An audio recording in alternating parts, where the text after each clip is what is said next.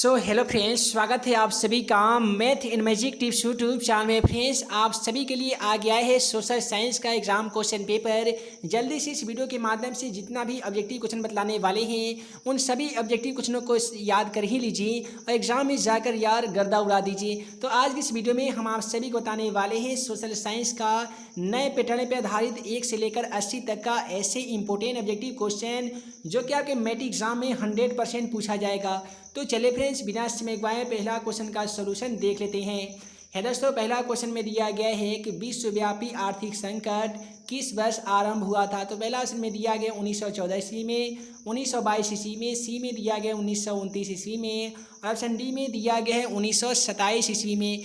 जैसा कि आप सभी को मालूम होगा कि हमारा वीडियो सीरीज का पहला क्वेश्चन के जवाब आप सभी को वीडियो के नीचे जाकर कमेंट बॉक्स में इसका सही जवाब लिखना होता है। तो क्वेश्चन नंबर 1 का क्या सही जवाब होगा, आप जल्दी से वीडियो के नीचे चले जाइए और कमेंट बॉक्स में इसका सही जवाब लिख सकते हैं। उसके बाद में अगला सवाल में बोला गया है कि राष्ट्रीय स्वयंसेवक संघ की स्थापना कब हुई थी। दोस्तों याद रखिएगा, राष्ट्रीय स्वयंसेवक संघ की स्थापना 1925 ईस्वी में केबी हेडगेवार के द्वारा किया गया था। तो यहाँ पे क्वेश्चन का सही जवाब ऑप्शन बी होगा। उसके बाद में अगला सवाल उसमें 3 में दिया गया है कि भारतीय राष्ट्रीय कांग्रेस के पहले अध्यक्ष कौन थे। जैसा कि आप सभी को मालूम होगा कि भारतीय राष्ट्रीय कांग्रेस के पहले अध्यक्ष जो थे वो WC बनर्जी थे, यानी उमेश चंद्र बनर्जी थे। तो क्वेश्चन का सही जवाब ऑप्शन बी होगा। उसके बाद में अगला सवाल क्वेश्चन 4 को देख लीजिए। क्वेश्चन 4 में बोला गया है कि सिपाही विद्रोह कब हुआ था। जैसा कि आप सभी को मालूम होगा कि अंग्रेजों ने हिंदू मुस्लिम की एकता को भंग करने के लिए चर्बी वाला कारतूस का प्रचलन भारत में जारी रखा, जिससे क्या हुआ कि मेरठपुर के छावनी में जो मंगल पांडे थे सैनिक में भर्ती हुए थे, अंग्रेजों की सेना में भर्ती हुए थे, तो उन्होंने क्या किया कि विद्रोह कर दिया और अंग्रेजी हुकूमत के प्रति उन्होंने पहला विद्रोह की चिंगारी भड़का दी। तो ये जो हुआ था सन 1857 ईस्वी में सिपाही विद्रोह का नेतृत्व मंगल पांडे के द्वारा किया गया था, जिसमें मंगल पांडे को फांसी की सजा भी सुनाई गई थी। तो सवाल हमसे ये नहीं पूछा गया है कि सिपाही विद्रोह का नेतृत्व किसने किया पूछा जाएगा तो मंगल पांडे हो जाएगा। और सिपाही विद्रोह कब हुआ था तो क्वेश्चन का सही जवाब 1857 ईस्वी होगा। उसके बाद में अगला क्वेश्चन देखने से पहले आप सभी को बता दें कि जितने भी स्टूडेंट चाहते हैं इंपॉर्टेंट क्वेश्चन का PDF फ्री में डाउनलोड करना, तो वीडियो के डिस्क्रिप्शन बॉक्स में मैथ इन मैजिक टिप्स का ऑफिशियली मोबाइल एप्लीकेशन का लिंक दे दिया गया है। उस मोबाइल एप्लीकेशन को इंस्टॉल करके PDF वाले सेक्शन में जाके सभी PDF को फ्री में डाउनलोड कर सकते हैं। साथ ही वेबसाइट questionforexam.com पे जाके सभी सब्जेक्ट का ऑनलाइन क्विज कर सकते हैं, ऑनलाइन टेस्ट भी दे सकते हैं। अगला सवाल क्वेश्चन 5 में बोला गया है कि निम्नलिखित में से कौन सा संस्थागत भारत में मुद्रा जारी करने का अधिकृत है। तो यहाँ पे इसके लिए आपको 4 बैंकों का नाम एग्जाम में भी मिलेगा। क्वेश्चन का सही जवाब ऑप्शन ए हो जाएगा रिजर्व बैंक ऑफ इंडिया।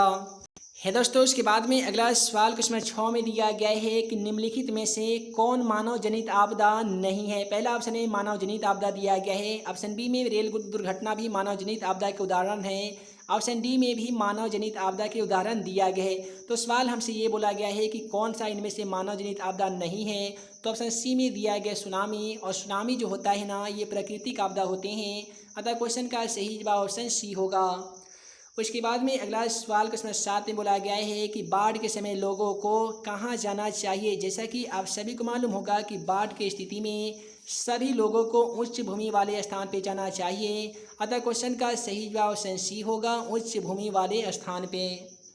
उसके बाद में अगला सवाल है निम्नलिखित नदियों में से किसे बिहार का शोक कहा जाता है। ये दोस्तों, उम्मीद है आप सभी को मालूम होगा कि बिहार में कोसी एक ऐसा नदी है जहाँ पे बहुउद्देशीय परियोजना सबसे पहले हुआ था और वो बिहार का शोक भी कहा जाता है। तो बिहार का शोक पूछा जाएगा तो क्वेश्चन का सही जवाब कोसी नदी हो जाएगा। बंगाल का शोक पूछा जाएगा तो वैसे स्थिति में क्वेश्चन का सही जवाब दामोदर नदी हो जाएगा। उसके बाद में अगला सवाल क्वेश्चन 9 को देख लीजिए कि बिहार में पंचायती राज व्यवस्था का कार्यकाल कितना होता है। उम्मीद है इस क्वेश्चन का भी आंसर आप सभी को आता होगा कि बिहार में पंचायती राज व्यवस्था का जो कार्यकाल अर्थात समय जो है वो 5 वर्ष का होता है, यानी क्वेश्चन का सही जवाब ऑप्शन बी होगा। उसके बाद में अगला सवाल क्वेश्चन 10 को देख लीजिए। यहाँ पे क्वेश्चन 10 में बोला जा रहा है कि जनता दल यूनाइटेड, जिसे हम सभी JDU के नाम से जानते हैं, इस पार्टी का जो गठन हुआ था कब हुआ था। तो इस क्वेश्चन का सही जवाब ऑप्शन सी हो जाएगा। सन 1999 की बात है जब जनता दल यूनाइटेड अर्थात JDU का गठन हुआ था। उसके बाद में अगला सवाल क्वेश्चन 11 में बोला गया है कि किसके नेतृत्व में 1977 में जनता पार्टी की सरकार का गठन हुआ था। तो दोस्तों क्वेश्चन का सही जवाब ऑप्शन ए हो जाएगा 1977 ईस्वी में भारतीय जनता पार्टी, जिसको हम लोग बीजेपी के नाम से जानते हैं, तो इसका जो सरकार का गठन किया गया था वो मोरारजी देसाई के द्वारा किया गया था। तो क्वेश्चन नंबर 11 का सही जवाब ऑप्शन ए हो जाएगा मोरारजी देसाई। उसके बाद में अगला सवाल क्वेश्चन नंबर 12 को देख लीजिए। यहाँ भी क्वेश्चन नंबर 12 में बोला जा रहा है 17वीं लोकसभा का चुनाव किस वर्ष हुआ था। हाल ही में ये जो 17वीं लोकसभा का जो चुनाव है ये सन 2019 में हुआ था, यानी क्वेश्चन का सही जवाब ऑप्शन डी हो जाएगा सन 2019 में। अगला सवाल देख लीजिए, काफ़ी सिंपल सवाल है कि फूट डालो और राज करो की नीति किसने अपनाई थी। ये दोस्तों आप सभी को बता दें कि फूट डालो और राज करो की जो नीति है वो अंग्रेज़ों के द्वारा भारतवासियों पे आजमाई गई थी। तो क्वेश्चन का सही जवाब ऑप्शन ए होगा, अंग्रेज़ों ने अपनाई थी। उसके बाद में अगला सवाल यहाँ पे क्वेश्चन नंबर 14 को देख लीजिए। क्वेश्चन नंबर 14 में बोला गया है मनुष्य के आर्थिक जीवन में सबसे महत्वपूर्ण क्या होता है। तो देख लीजिए, पहला ऑप्शन में दिया गया ज़मीन, ऑप्शन बी में दिया गया मुद्रा, ऑप्शन सी में दिया गया खेतों के कागजात और डी में दिया गया है मालगुजारी के रसीद। यानी सवाल में हमसे ये पूछा गया है कि एक मनुष्य के आर्थिक जीवन जीने के लिए सबसे महत्वपूर्ण साधन जो होता है वो क्या होता है। तो सबसे महत्वपूर्ण साधन ज़मीन होना चाहिए। और याद रहे यह एक ऐसा सवाल है, यदि ऑप्शन डी में दे दिया जाता है इनमें से सभी तो क्वेश्चन का सही जवाब इनमें से सभी होता, लेकिन हम क्वेश्चनों को देख रहे हैं तो इनमें से सभी कोई भी ऑप्शन में नहीं देने के कारण क्वेश्चन का सही जवाब ऑप्शन डी होगा। मनुष्य के जीवन जीने के लिए सबसे महत्वपूर्ण साधन ज़मीन होता है, उसके बाद ही कुछ होता है, मुद्रा हो गया, कोई खाने का कोई वस्तु सामान हो गया। तो सबसे महत्वपूर्ण साधन ऑप्शन ए होगा ज़मीन। अगला सवाल देख लीजिए, यहाँ पे क्वेश्चन 15 में बोला गया है कि भारत का केंद्रीय बैंक कौन सा है। पहला ऑप्शन पंजाब नेशनल बैंक, क्षेत्रीय ग्रामीण bank, state bank of India, D में दिया गया है रिजर्व बैंक ऑफ इंडिया। जैसा कि आप सभी को मालूम होगा कि यहाँ तक है कि मैट्रिक और इंटर का भी जो क्वेश्चन लाया जाता है ना, वो सबसे पहले भारत का केंद्रीय bank reserve bank of India में ही रखा जाता है। तो यहाँ पे जो भारत का केंद्रीय बैंक हो जाएगा वो रिजर्व बैंक ऑफ इंडिया हो जाएगा। अब सवाल यहाँ से रिजर्व बैंक ऑफ इंडिया से रिलेटेड एक और मैट्रिक एग्जाम में पूछे जाते हैं। ये पूछे जाते हैं कि रिजर्व बैंक ऑफ इंडिया की स्थापना कब हुई थी। तो उम्मीद है आप सभी को मालूम होगा कि सन 1935 ईस्वी में भारतीय रिजर्व बैंक ऑफ इंडिया की स्थापना की गई थी। और सन 1934 ईस्वी की बात है जब पूरे विश्व में नहीं बल्कि पूरे भारतवर्ष में बहुत ही भयंकर भूकंप आया था। उसके बाद में अगला सवाल ये बोला गया है कि व्यावसायिक बैंकों का राष्ट्रीयकरण कब किया गया था। पहला ऑप्शन में दिया गया है 1965 ईस्वी में, 1969 ईस्वी में, 1975 ईस्वी में और डी में दिया गया है सन 1980 ईस्वी में। दोस्तों याद रखिएगा, व्यावसायिक बैंकों का जो राष्ट्रीयकरण है वो सन 1969 ईस्वी में कर लिया गया था। अतः क्वेश्चन नंबर 16 का सही जवाब ऑप्शन बी होगा, सन 1969 ईस्वी में। अगला सवाल है क्वेश्चन 17 में कि हीराकुंड बांध कहाँ पे स्थित है। इसके लिए आपको भारत के 4 राज्यों का नाम दिया गया है। पहला ऑप्शन में दिया गया कर्नाटक में, तमिलनाडु में, बिहार में और डी में दिया गया है उड़ीसा में। तो यहाँ पे क्वेश्चन 17 का सही जवाब ऑप्शन डी हो जाएगा, यानी हीराकुंड बांध जो है वो उड़ीसा राज्य में स्थित है। यहाँ पे क्वेश्चन का सही जवाब ऑप्शन डी होगा। अगला सवाल क्वेश्चन नंबर 18 को देख लीजिए। क्वेश्चन नंबर 18 भी आपके एग्जाम के दृष्टिकोण से काफ़ी महत्वपूर्ण है। यहाँ पे क्वेश्चन नंबर 18 में बोला जा रहा है कि सुंदरवन है, यानी सवाल में आपसे पूछा गया है कि सुंदरवन जो है वो कहाँ पे स्थित है। इसके लिए आपको भारत के 4 राज्यों का नाम एग्जाम में भी देखने को मिलेगा। पहला ऑप्शन में दिया गया कर्नाटक में स्थित है, पश्चिम बंगाल में स्थित है, केरल में स्थित है और डी में दिया गया है महाराष्ट्र में स्थित है। दोस्तों आप सभी को बता दें कि सुंदरबन जो है वो पश्चिम बंगाल में स्थित है। और इसी सवाल को बिहार बोर्ड के द्वारा जारी की गई ऑफिशियली मॉडल में पेपर में बोला गया था कि सुंदरवन टाइगर कहाँ स्थित है। तो वैसे स्थिति में भी क्वेश्चन का सही जवाब पश्चिम बंगाल हो जाएगा।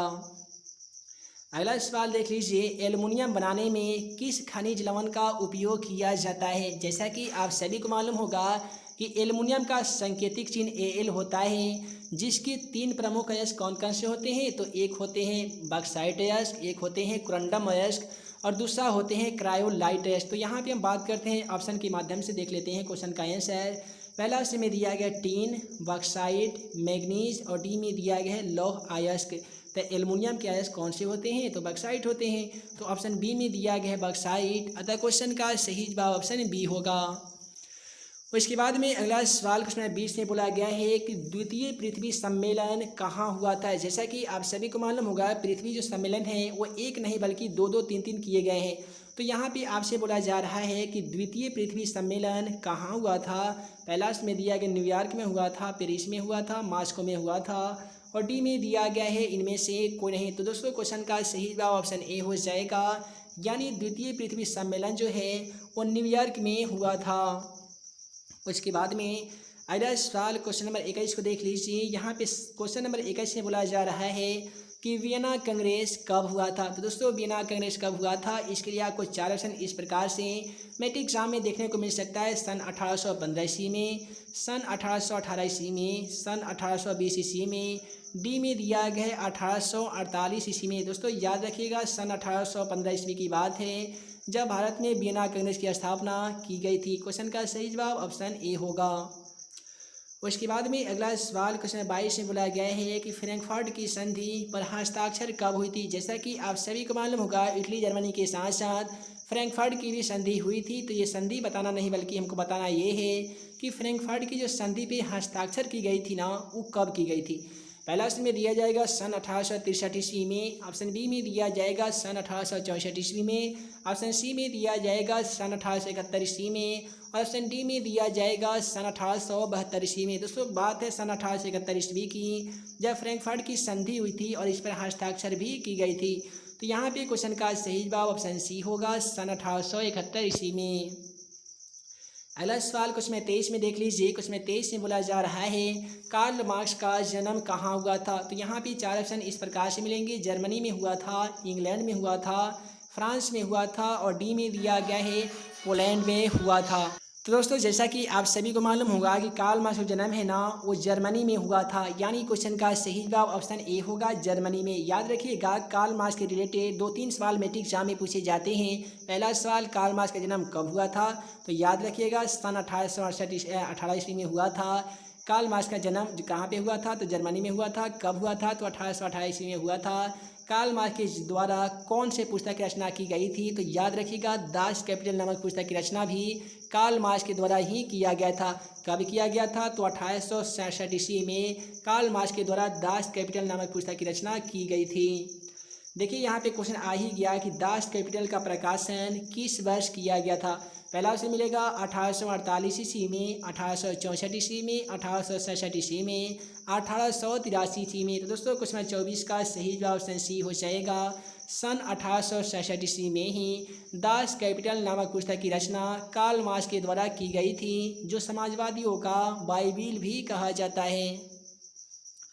अगला सवाल बोला गया है कि निम्नलिखित में से कौन सा रबी फसल है। पहला में दिया गया ज्वार, ऑप्शन बी में दिया गया धान, ऑप्शन सी में दिया गया गेहूँ, डी में दिया गया है जूट। तो दोस्तों याद रखिएगा, जब भी आपसे रबी फसल पूछा जाएगा तो क्वेश्चन का सही जवाब गेहूँ हो जाएगा, और जब भी आपसे खरीफ फसल पूछ लिया जाए तो वैसी स्थिति में धान या चावल क्वेश्चन का सही जवाब हो जाएगा। और इसके बाद में अगला सवाल क्वेश्चन 26 में बोला गया है कि Tata iron and steel company की स्थापना कब की गई थी। पहला ऑप्शन में दिया गया सन 1905 ईस्वी में, सन 1906 ईस्वी में, सन 1907 ईस्वी में, और डी में दिया गया सन 1908 ईस्वी में। जैसा कि आप सभी को मालूम होगा कि ये जो सवाल था 2020 में ही पूछा गया था कि Tata iron and steel company की स्थापना कब हुई थी, तो 1907 ईस्वी में हुई थी। फिर सवाल ये Tata iron and steel company से एक और सवाल पूछे जाते हैं कि Tata iron and steel company की स्थापना किसने किया था। तो याद रखिएगा कि जमशेद जी के द्वारा जमशेदपुर में ही Tata iron and steel company की स्थापना सन 1907 ईस्वी में की गई थी। अगला सवाल है कि बिहार का सबसे बड़ा नगर कौन सा है। पहला ऑप्शन पटना है, भागलपुर है, हाजीपुर है, डी में दिया गया है दरभंगा है। जैसा कि आप सभी को मालूम होगा कि महानगर की गिनती में आता है पटना, यही होगा बिहार का सबसे बड़ा नगर, यानी क्वेश्चन का सही जवाब ऑप्शन ए होगा, पटना। अगला सवाल देख लीजिए। सवाल में बोला गया है कुशेश्वर स्थान किस जिला में स्थित है। पहला ऑप्शन भागलपुर में दिया गया, वैशाली में, बेगूसराय में, और डी में दिया गया है दरभंगा में। दोस्तों याद रखिएगा, कुशेश्वर स्थान जो है वो दरभंगा जिला में स्थित है, यानी क्वेश्चन का सही जवाब ऑप्शन डी होगा। इसी से रिलेटेड मैट्रिक एग्जाम में एक और सवाल पूछे जाते हैं कि कांवर झील किस जिला में स्थित है, तो वैसे स्थिति में क्वेश्चन का सही जवाब बेगूसराय जिला हो जाएगा। उसके बाद में अगला सवाल है बहुजन समाज पार्टी के संस्थापक कौन थे। उम्मीद है आप सभी को मालूम होगा। पहला ऑप्शन में मिलेगा doctor Bhimrao Ambedkar, option B में मिलेगा कांशीराम, सी में मिलेगा मायावती, डी में मिलेगा रामविलास पासवान। तो जैसा कि आप सभी को मालूम, देखिए ये जो एक ऐसा सवाल है ना, ये इंटर में भी पूछे जाते हैं और मैट्रिक में तो पढ़ना ही पढ़ना है। तो इस सवाल का आंसर बहुत सारे किताब में अलग अलग दिया गया है। कहीं पे मिलेगा बी आर अम्बेडकर, कहीं पे मिलेगा कांशीराम। हालांकि इस क्वेश्चन का सही जो जवाब हो जाएगा ऑप्शन बी होगा, कांशीराम के द्वारा ही बहुजन समाज पार्टी की स्थापना की गई थी। अगला सवाल कुछ 30 में बोला गया है कि लोकतंत्र की उपलब्धियों में सबसे अधिक सहायक क्या होता है। पहला है निर्धनता जिसको गरीबी बोलते हैं, अशिक्षा यानी अशिक्षा जिसको निरक्षर बोलेंगे, विषमता, और डी में दिया गया विकास। क्वेश्चन का सही जवाब ऑप्शन डी होना चाहिए, विकास। अगला सवाल काफ़ी सिंपल है कि दल बदल कानून जो है वो किस पर लागू होता है। पहला ऑप्शन सांसदों एवं विधायकों पर, उपराष्ट्रपति पर, राष्ट्रपति पर, और डी में दिया गया है इनमें से कौन है। तो दोस्तों क्वेश्चन का सही जवाब इनमें से कोई नहीं बल्कि क्वेश्चन का सही जवाब सांसदों एवं विधायकों होगा। जैसा कि आप सभी को मालूम होगा कि कोई भी विधायक या सांसद अपने दलों की छोड़कर किसी अन्य दलों की सदस्यता को ग्रहण करना चाहते हैं तो वैसी स्थिति में उसे दल बदल कहा जाता है। इसी दल बदल कानून पर रोक लगाने के लिए दल बदल विरोध अधिनियम भी पारित किया गया था, जो सांसद एवं विधायकों पर लागू होता है। अगला सवाल है इनमें से कौन सा बीमारू राज्य है। यहाँ पे आप सभी को बताना होगा कि कौन ऐसा राज्य है जो बीमारू राज्य की श्रेणी में आता है। पहला उसमें दिया है कर्नाटक, छत्तीसगढ़, आंध्र प्रदेश, और डी में दिया गया है बिहार। तो दोस्तों पिछले वाले वीडियो के माध्यम से हम आप सभी को बता दिए थे कि भारत का 3-4 ऐसे राज्य हैं जो बीमारू राज्य की श्रेणी में आते हैं। उसके अलावा अन्य राज्य जो हैं वो बीमारू राज्य की कैटेगरी में नहीं आते हैं। याद रखिएगा, एमपी का तो नाम आपने सुना ही होगा जिसको हम लोग मध्य प्रदेश कहते हैं। उसके बाद में यूपी का भी नाम आप सुने होंगे जिसको हम लोग उत्तर प्रदेश कहते हैं। उसके बाद में आता है उड़ीसा, उसके बाद में आता है ये बिहार। ये 4 ऐसे राज्य हैं जो बीमारू राज्य की श्रेणी में आता है। तो यहाँ पे एमपी, यूपी, उड़ीसा तो दिया नहीं गया है, ऑप्शन डी में दिया गया है बिहार। अतः क्वेश्चन का सही जवाब ऑप्शन डी होगा। अगला सवाल 33 में देख लीजिए, विश्व व्यापार संगठन का मुख्यालय कहाँ है। पहला ऑप्शन जिनेवा में है, पेरिस में है, न्यूयॉर्क में है, डी में दिया गया है वाशिंगटन में है यानी अमेरिका में है। तो यहाँ पे कुछ 33 का सही जवाब ऑप्शन ए हो जाएगा। विश्व व्यापार संगठन जिसको हम लोग बोलते हैं WTO, जिसका पूरा नाम होता है वर्ल्ड ट्रेड ऑर्गेनाइजेशन, विश्व व्यापार संगठन का मुख्यालय जो है वो जिनेवा में स्थित है। इसकी स्थापना 15 मार्च 1950 ईस्वी को नहीं बल्कि 95 ईस्वी को की गई थी।